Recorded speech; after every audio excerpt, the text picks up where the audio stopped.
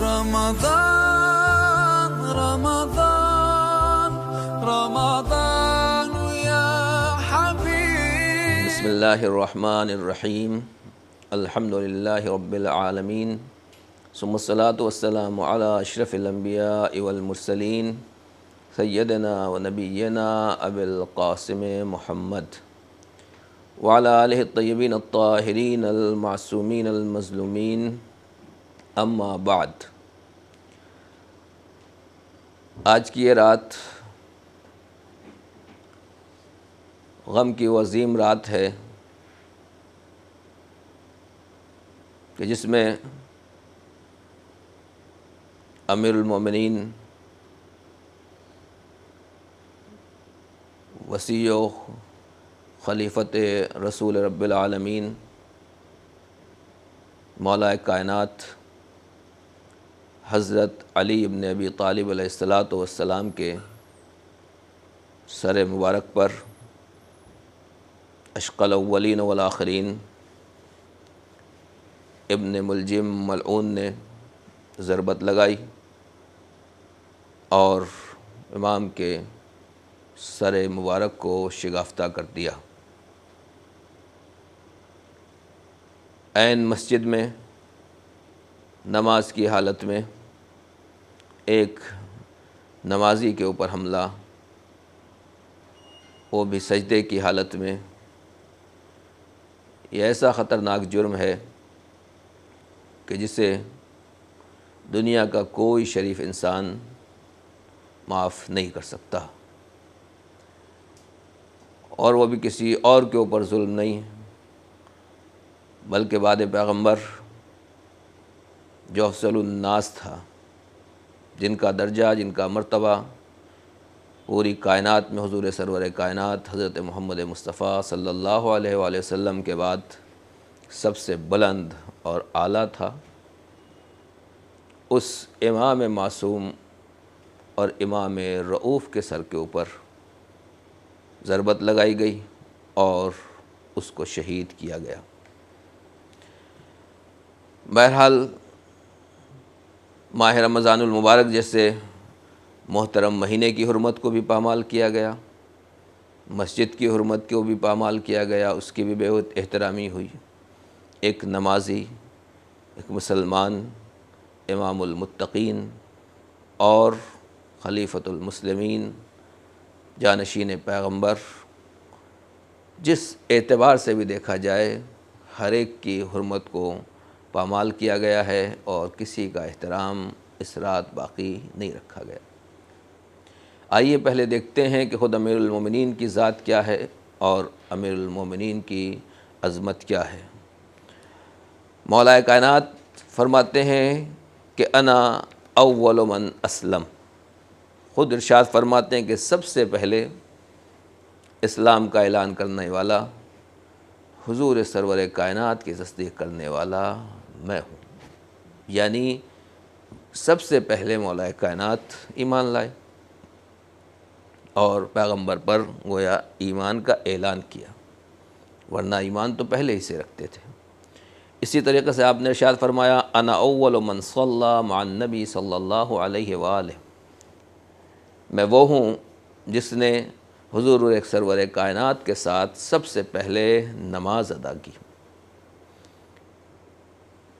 یہ خصوصیات جو مولا کائنات کو پروردگار عالم نے عطا کی ہیں، اس کی وجہ یہی ہے کہ خدا کی نظر میں امیر المومنین کا خاص درجہ تھا، اور اللہ نے اس کا یہ اہتمام کیا کہ بچپنے ہی سے مولا کائنات پیغمبر کی زیر تربیت رہے، اور بالکل جیسے ماں کے ساتھ بچہ رہتا ہے، باپ کے ساتھ بیٹا رہتا ہے، ہر وقت آپ پیغمبر کے ساتھ رہتے تھے اور کبھی بھی پیغمبر سے جدا نہیں ہوتے تھے، اور جناب ابو طالب نے آپ کو پیغمبر کے حضور سرور کائنات کے حوالے کر دیا تھا۔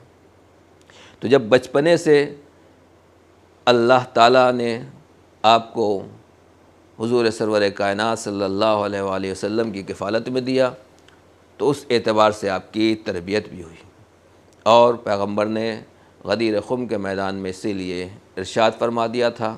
من کنتو مولا ہو فہذا علی مولا، حاجیوں کا مجمع لگا ہوا ہے، چاروں طرف سے صحابہ کرام حضور سرور کائنات کو گھیرے ہوئے ہیں،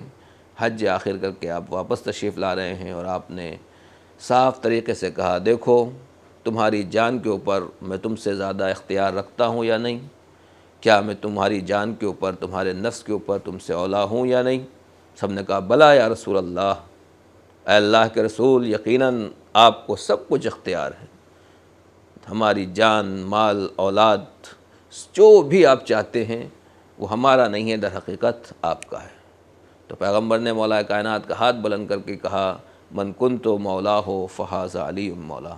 جس کا میں مولا ہوں یہ علی بھی اس کا مولا ہے، یعنی میرے بعد، اور میرے بعد ہی نہیں میری زندگی میں تمہاری جان، تمہارے مال، تمہاری اولاد، ہر چیز کے اوپر علی کا حق زیادہ ہے، جہاں علی کہیں وہاں تمہیں آگے بڑھنا ہے۔ مولا کائنات کی عظمت کے بارے میں پیغمبر نے ارشاد فرمایا علی مع الحق والحق مع علی،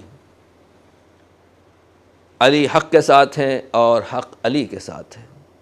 یدور حیث ما دار، جہاں کہیں بھی علی جاتے ہیں حق ادھر ادھر جاتا ہے۔ یعنی پہلے ہی طریقے سے، پہلے ہی دن حضور سرور کائنات نے مولا کائنات کی ایمان، عمل، تقوی، پرہیزگاری، ہر چیز کی گارنٹی لی، اور صحابہ کرام کو، اپنے چاہنے والوں کو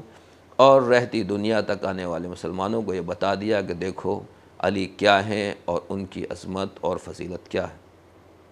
اسی طریقے سے حدیث مشہور ہے، آپ نے فرمایا انا مدینۃ العلم وعلی بابھا، میں علم کا شہر ہوں اور علی اس کا دروازہ ہے۔ فمن اراد العلم فلیأتہ من بابہ، جس کو بھی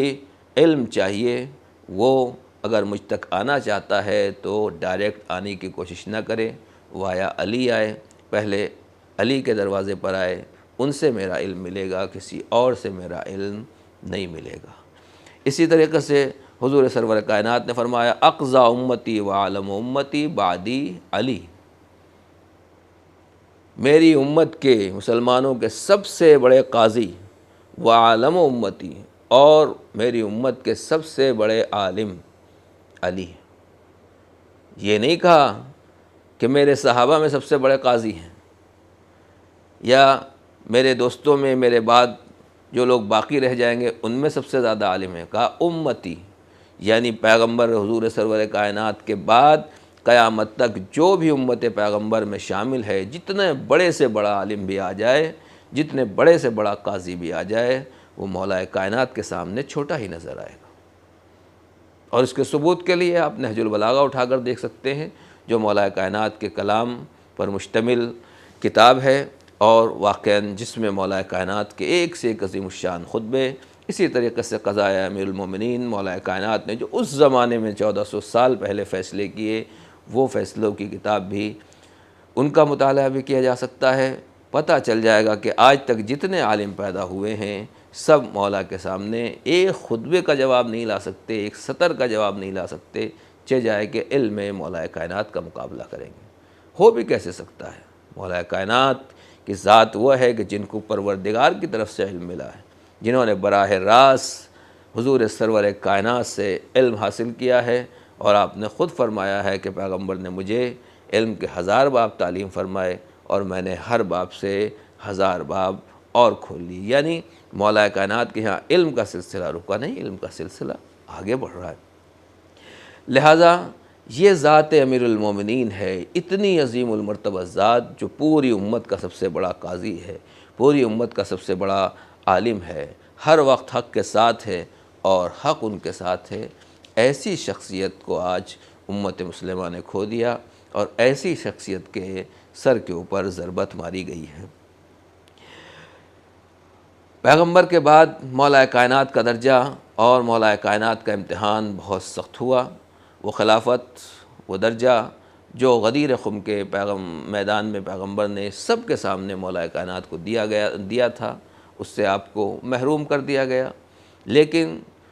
یہ کمال اخلاق تھا، کمال کردار تھا امیر المومنین کا، کہ تمام اختلافات کے باوجود بھی، اپنا حق چھیننے کے باوجود بھی، آپ خود فرماتے ہیں کہ یہ حالت ہے کہ آنکھ میں کانٹا ہے، گلے میں لقمہ گویا پھنسا ہوا ہے، اچھو گلوگیر ہے، یعنی آدمی کے لیے جینا مشکل ہے، مگر ان حالات میں بھی آپ نے اسلام کی خاطر صبر سے کام لیا، تحمل سے کام لیا، اور جہاں کہیں بھی مصلحت اسلام و مسلمین تھی وہاں آپ نے اس کے مطابق